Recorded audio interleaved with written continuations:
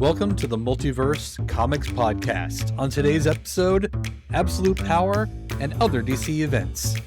Enjoy. We're going to talk Absolute Power. Right. And what you think?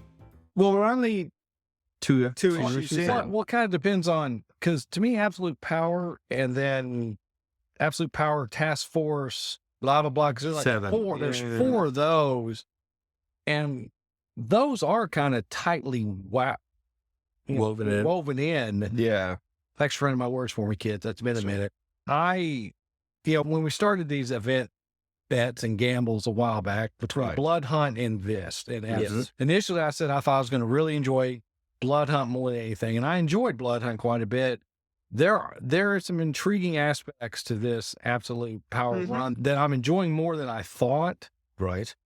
Now that y'all read issue 1, I really want y'all's thoughts on where it really looks like Ollie is beating Bruce at every turn when he's like, we've shut off this, we've done this, we've done this. It's not Ollie, it's Like, Waller. Well, I know, but Ollie sold them out on some things. We don't know really, there'll be a redemption arc and Ollie's going to come back around. I don't know if Ollie is an inside agent, I think an intentional one, or if he got in the middle of it and said, well, yeah, they shouldn't. Oh, crap, we're doing what? Yeah, I do kind of half expect Batman at the end to go, Waller, we knew it all the time. Right. And it's Ollie, did you really think Green Arrow was going to do? Yeah. I mean, the sort of the ultimate, lefty But initially, signing up with but initially it did look like I was just reading off and you're like this. Yeah, I thought Batman, that didn't feel right. No. That's but that is a Mark Waid trope. it is. He would do something like that. They have Batman with a secret plan in his back pocket. Well, because he was the creator of Tower of Babel. That's what I was thinking too. But also, it's also a Mark Waid trope to have Green Arrow rattling these things off and kind of stump Bruce, but you're not sure how they're going to get out of it. But yes, I go back to Tower of Babel, and that's when I was talking to someone about that. I said, there's a part of me that's vibing that maybe Bruce was long gaming this, because the way what issue came out this week where Two? the crime syndicate showed up at the end. That's the Task Force. Okay, one. Task Force. So, Yeah. and that's where it's so tight where I'm like, now is Waller being controlled?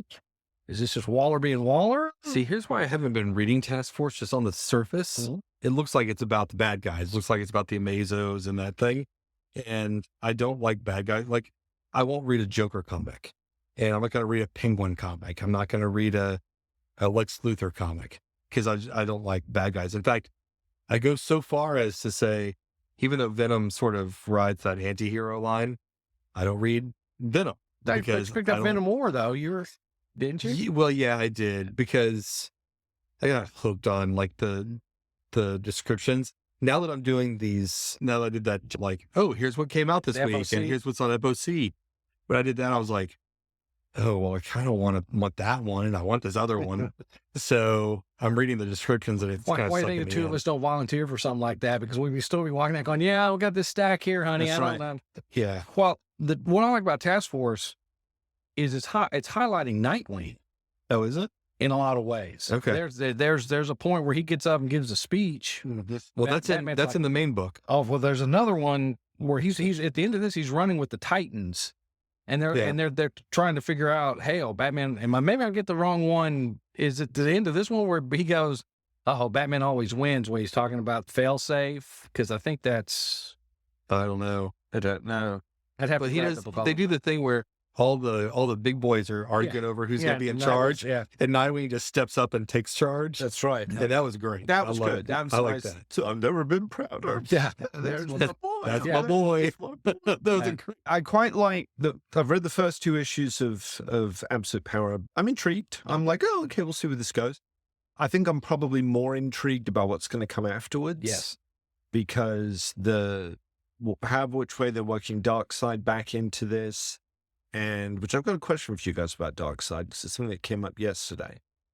And the fact that, we're kind of stretching into maybe some multiversal territory here again. And obviously Scott Snyder's doing Absolute Batman. So that's kind of interesting. What was it that Snyder, because I thought Snyder was done and dusted with Batman as a character. I mean, he's covered him fairly Well, I thoroughly. think for him, this opportunity that he's writing a not Batman. Right. Oh no, I Yeah. get that, Yeah, but yeah. there's still, what is it? What's the hooks anyway? So quite like that. I did pick up the first issue of Task Force 7, and I read that, and I was like, you know what? I'm good. I'm just gonna stick with the main series because I actually just kind of left me a bit cold. But yeah, I'm intrigued. I'm curious to see where this is going to go. It feels like there's a card that hasn't been played yet, and maybe that'll be the last thing. Whoever the real big bad is. Yeah, well, you could say, well, it's probably Darkseid. Sure, but that seems like... Why would Waller introduce that? Yeah. In the end, Waller's going to be the new gray goodness. Or with Ed Asner's voice. Well, yeah, you go back Rest in to peace. Grant Morrison's Final Crisis, they had those new gods infecting. Yes, that's So right. maybe Amanda's infected with something. I'm not sure I understood that was the thing, but Yeah. okay. Yeah, cool. Because Turpin ended Yeah, up Dick turning Turpin. in Final Yeah. Crisis. Turpin ended up turning into Darkseid for, once again, Mark Waid is not Grant Morrison in it, but So this story's going to make sense, though. yes, And that's what I mean. That's how it's different. It'll be rooted in traditional comic book where Grant is a lot more highbrow than you're shaking your head on. But I'm holding this right here. that wasn't highbrow. That was just... No, this was middle of the That was range. just... For those of you who can't see, he held up Grant Morrison's Grant- Batman like an omnibus cover. I'm using it as a buffer because I bang on countertops and stuff. Right. I've been doing that since I was 2, but that's Can't be food. yes. I will say I'm enjoying this a little bit more than I thought. Right now, Blood Hunt is still my favorite of the 2. It's wrapped up. I can see Absolute overtaking it. With Blood Hunt, I like that there are some lingering effects. It's kind of, okay, Miles is a vampire and there's vampires running around and, Right. and that's going to be solved pretty quickly. Figured I that thought they unvampired him. no, he was still running around the fire. I can't remember which book he was just in where he's complaining about being a vampire and then something. He is himself. But he He's still got has like but he's got the you know, fangs and but yeah, he's suffering from vampirism. he's Miguel from Spider-Man 20. Almost. That's interesting. I hadn't thought of that. Huh. But we'll go back to I mean, Absolute Power with yeah, why not? Wave. I'm with you. It was a lot of fun. I enjoyed it. I thought it was pretty tight. I liked what Jed McKay did. I liked how it tied in really nicely with the other books that he does, Moon Knight, Doctor Strange. And now that it's over, it's okay. That was fun. Yeah. But I'm never going to reread this. There's nothing there like, oh, you've got to reread that. You've got to experience every couple of years. Yeah. I'm going to go back, Like for Halloween Tree. Well, I thought Blood Hunt was... So they did a couple of things in there that I thought was really good. I thought they made a very nice periodical, meaning you read one book and there's a cliffhanger and you're excited for the next book. Right. They made a very nice periodical in that way.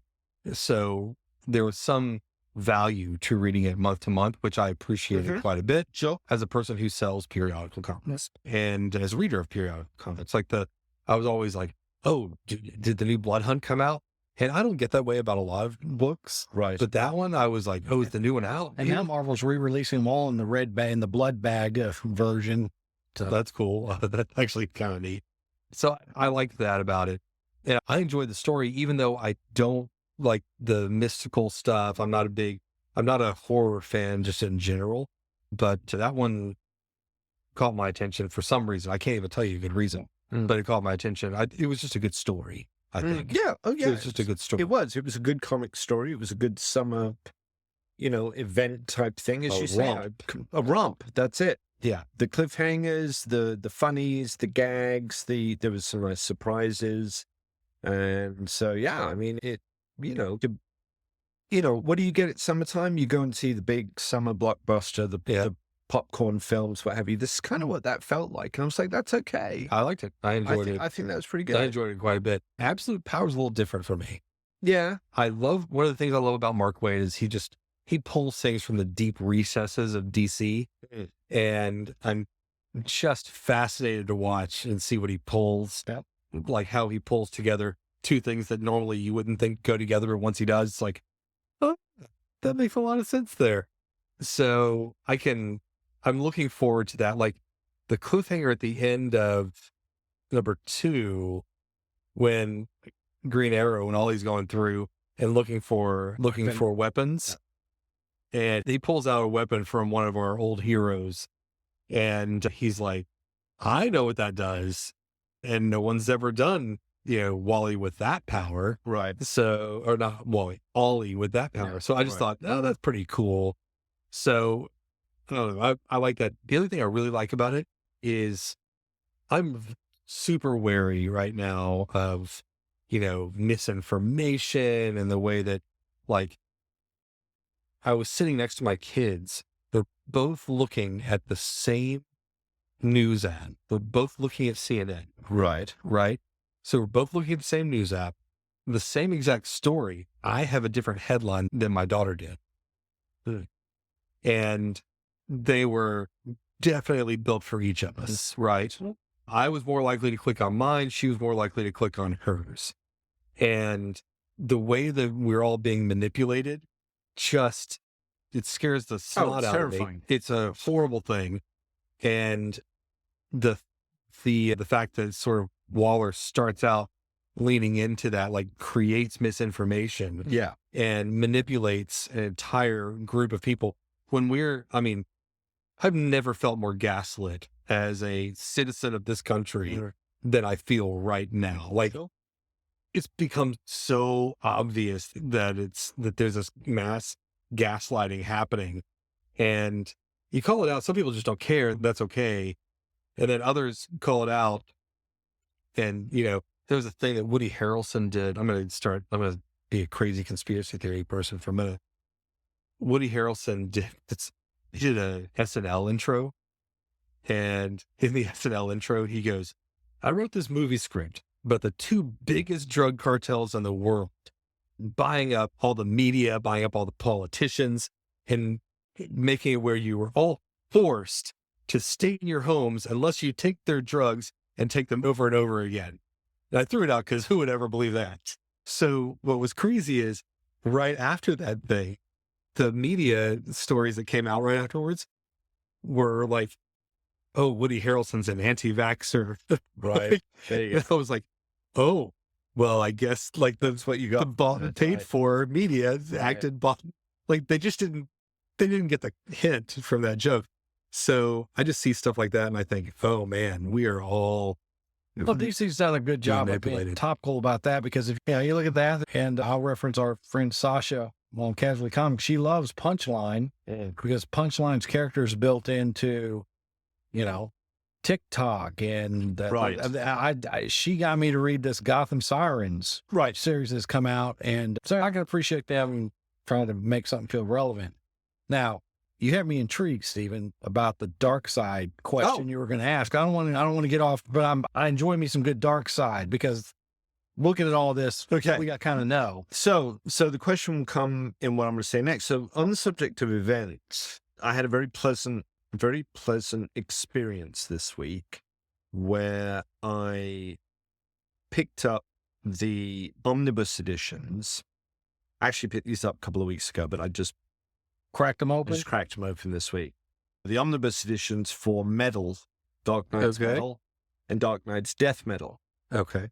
Because those were 2 stories, more so Death Metal than Metal, that I really wanted to like. And I followed it through, and I followed all the one-shots and the tie-ins and all this kind of stuff.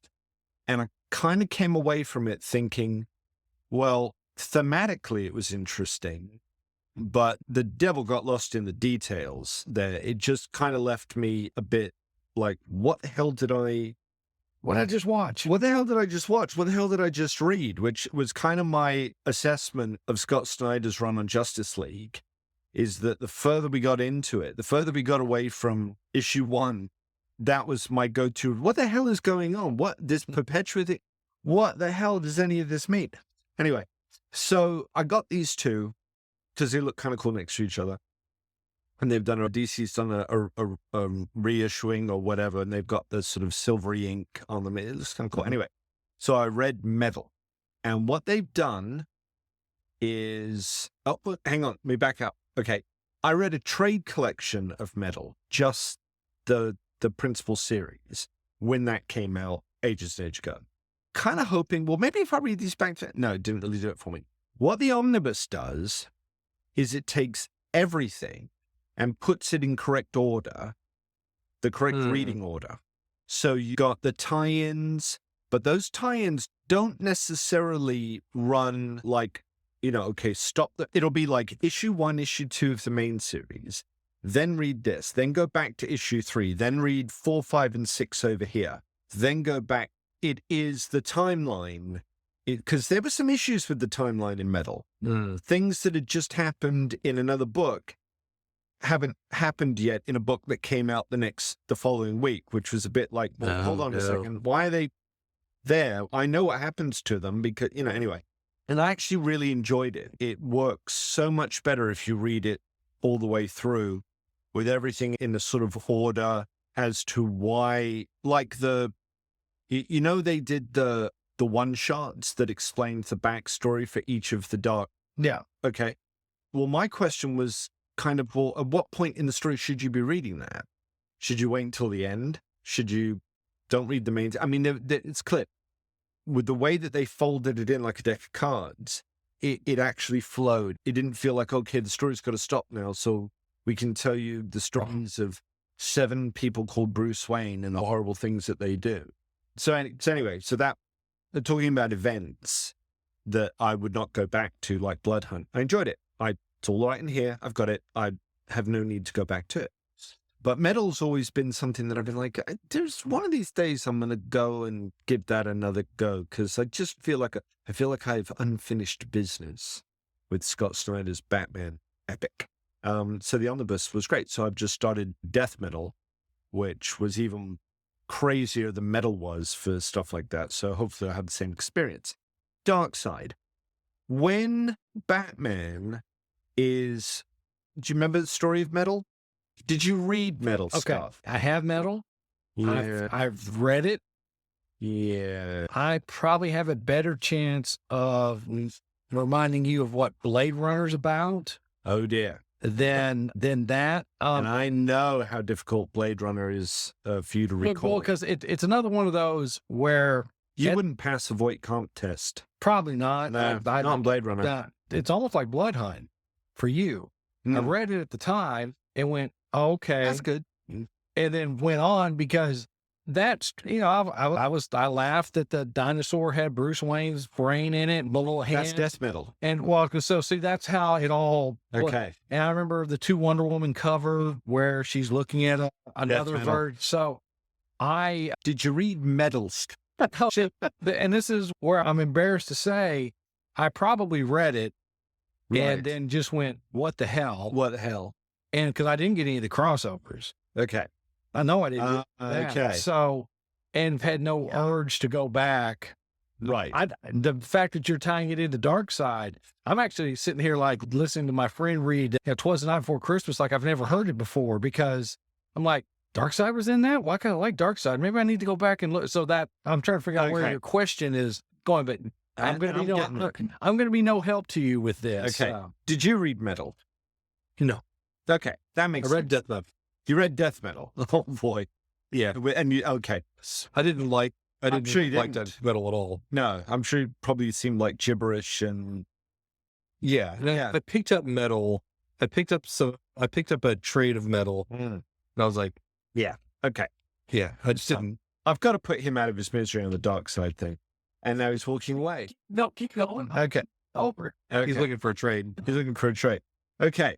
So here's the thing about Metal that I suspect was the DC. I understand why DC did what they did, because they sold Metal and then Death Metal as an event, not necessarily a Batman event, but as like a DC event. Okay. Which was fine, but the way they kind of sold it, it looked like it was, especially Metal, that it looked like it was going to be a Batman event. And Batman is only in the beginning and the end. There's a whole chunk in the middle. Our Batman, Earth Zero Batman. Yeah. Okay. Where he's off the board. And that vacuum is filled with these 7 Batmen from the Dark Multiverse. So they're not from Earth 1, Earth 2, Earth 3, Earth X. They are from Earth -1, -2, -3. And the explanation as to how the Dark Multiverse exists, I'm not even going to get into it here. That's a podcast on its own. You either go with it and go like, that's the craziest flipping thing I've ever heard. That makes no sense whatsoever. Because that's where we got the Joker who laughs. Correct. So that's kind of where I kind of... Yeah, the reason why the Dark Multiverse exists is completely bound in the concept of story. This whole metal and death metal thing, really, it's about story as a living thing, and music to a certain degree as a living thing. We're in Grant Morrison territory here with the multiverse and the Ori. Anyway, blah, blah, blah, blah, blah, blah, blah. Darkseid. Okay. So one of the things that metal does is it is actually a direct continuation from Snyder's run on Batman. Because what Snyder did in Batman, and he did it really sneakily, is he introduced the concept of these magical metals that over the course of his run, Bruce Wayne was going to get infected with. And he does, and we see it. It was right there in front of us. But it was so blended in with everything, Court of Owls, Year Zero, I didn't. And I remember somewhere, the Mandela Effect, Snyder saying, oh no, the clues are there. That they were definitely there. But, you really have to be a freaking android to be able to have gone, well, wait a minute, what's with these metals? So the last metal that Bruce Wayne comes into contact with, because he's trying to solve this mystery. And it turns out that the mystery is a ruse to get Batman out of the universe and replace him with Barbatos and all the badness and all the bad stuff that happens. Anyway, Batman's trying to open a portal because he wants to understand the mystery. There's quite a lot of careful what you wish for here. And one of the elements that he needs to open that portal is baby Darkseid. Darkseid was killed, and then Grail, his daughter. That's right, Darkseid War. Yeah, Jeff so in Wonder Johns's- Woman, Yes. there was Grail, and she gave birth to what looks like baby Darkseid. And that's Darkseid's spirit is in there. And so, because Darkseid was killed. So, watching Bruce Wayne running around with baby Darkseid, which is actually kind of funny, made me think, hang on a second, have they established how, if Darkseid's coming back, have they established how they're doing that? He was raised by Bruce Wayne. Well, no, I don't know how they're working this out. Well- I feel like there's a Darkseid story here that I've missed. Well, I'm working on the assumption. You know what I'm talking about, though? They killed him off. Yeah, I kind of do. This is such a weird rabbit hole story. Well, it is. So Oh, yeah, no, it really is. We're going to rely on you, the audience. If you know the answer, I dare you yes. to put it in the comment section to help Go on our these two Facebook old men page off. and do Yeah, a post about it because, I kind of work when they first announced, hey, Darkseid's coming back. I went, well, in this current universe of, this last event that happened, right? What was that one where Nightwing gets to run the Justice League? I forget. It wasn't too long. What's this? Dark Crisis. Dark Crisis or whatever. Dark Crisis It's on on Infinite Earth. Dark Multiple. Yeah, Earths. whatever. Dark. A waste of I think time. it's just Dark Crisis. Yeah, well, they changed Dark the to the power title. of They changed the 5. title in the middle. It was like this, and they went, "Oh, Dark is like Christ on Infinite Earth," or something else. Right. It's almost like I don't think Darkseid. We've still got all the issues, multiple Yeah, copies. we do. Yeah, come on down. Burn out. But I'm working off the assumption Buy that two, we'll let you buy a third. yeah, that Darkseid's not dead. He's just showing up for something now. Like I think that relaunching platform where Deathstroke is infected with something, and it kind of ended with Amanda. Yeah, There's all this that there's something going on. I don't. It's almost like that's a new starting point. I don't like the Justice Society came this hour. The Justice Society came back, and then all of Infinity Inc. was there. Well, Infinity Inc. hadn't been around the DC universe in quite a while. You had even that Brainwave Jr. running with them. Okay. So going to your Darkseid died again in this grouping, or if Darkseid's coming back, like, Grew up. yeah, somewhere, if he's in this universe. Best recent Darkseid was Deceased. How he started out Deceased. I didn't read any of those. So the way they started Deceased was they go to, he infects Cyborg with Anti-life with equation. the anti-life equation. Yeah. So anti-life equation's in Cyborg, but Cyborg makes it mutate so that it goes through like technology as well, and infects the entire planet nearly instantly and makes them all zombies. Right. So is that your question is, was there an event where Darkseid died and he's coming back? No, it was Or- the last time I remember seeing Darkseid was his baby Darkseid. And And that was still part of the New 52 universe, wasn't it? Yeah. Because Johns was still writing Justice League when when Darkseid got killed. Yes. So was it Rebirth? Part 1, where we're grunting around? Because I was back in the States for Metal, and Rebirth started about a year before I left. So, and Snyder had just wrapped up. He'd wrapped up his 52 issues of Batman, and that was the big thing. Like, so long. Oh, wait a minute. Me and Greg Capullo, we've got one more story to tell. And there'll be an encore with Death Metal. So I don't know. But I enjoyed it, and I thought it actually works really well if you read it as an omnibus. You read it all the way through with all the parts. They all kind of give something. The artwork's freaking gorgeous, especially on those one-shots. What's his name? Federici does one, and it is super gorgeous. I think he does the Murder Machine one, the Cyborg Bruce Wayne composite. So I asked the Googles, what's the current status? But let him in your brain, Yeah. Scott. And I think this has to do with the crisis thing we were talking about. Yeah. After an intense battle, the Anti-Monitor fuses the Black Racer with Flash and sends it after Darkseid.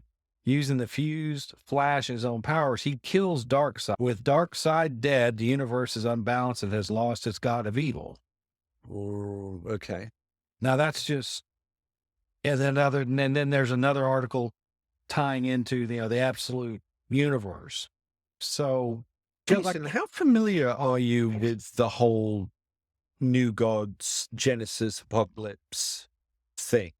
Minimally, in that I was a Mr. Miracle fan for a while. So if Mr. Miracle, you have to like, which iteration? When were you reading Mr. Miracle?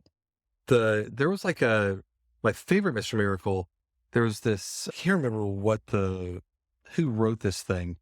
There was sort of like a family book with Barda and Scott and Mr. Miracle. Well, the one that's during the that was run. yeah, So, James and I know which DeMatteis ones you wrote are. it. Yeah, that was Ian very Gibson. good. That was a very good. Oh, I run. love that. Yeah, That was hilarious. yeah. Thank you for joining us on the Multiverse Comics podcast. If you'd like to meet us in person, you can see us at the Multiverse in Hurst, Texas. If you'd like to join us online, multiverse.shop. Until next time, enjoy.